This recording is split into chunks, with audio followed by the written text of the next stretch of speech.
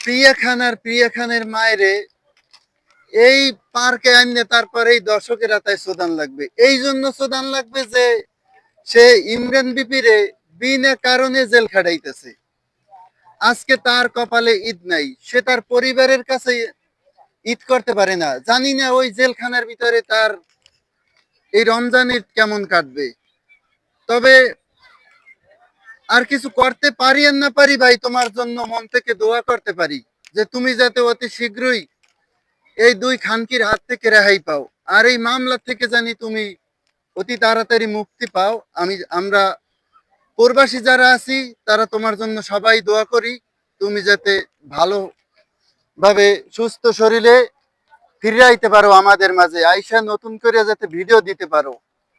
আর একটা কথা ভাই, তুমি অতি তাড়াতাড়ি মানুষ বিশ্বাস করো, এত বিশ্বাস করে ভালো না। আজকে তুমি মানুষ বিশ্বাস করো বিদায় আজকে তোমার কপালে এই দুর্দশা। মানুষ বিশ্বাস করতো না, আজকে তোমার কপালে এই দুর্দশা আসতো না। তবে মেয়ে মানুষ থেকে ভাই সবাই সাবধান, এই কথাটা আমি সবাই উদ্দেশ্যেই বলি। মেয়ে মানুষ থেকে সবাই দূরে থাকবা, কারণ মেয়ে মানুষ যদি এতটুক জায়গা পায়, সে এতখানি জায়গার ভিতরে তারে বইরা দেয়, সরলতার সুযোগ নেয়। এই মেয়ে লোকের যদি হাতের লাগে টাচ লাগে, তাইলে মেয়ে লোকে বলে যে আমারে ধর্ষণ করছে। আমি চাই না এই ধর্ষণের মামলায় কেউ জেল খাটুক, তাই বিনা কারণে আমার ভাই জেল খাটতেছে। তো ভাই সবাই ভালো থাকবা। আসসালামু আলাইকুম।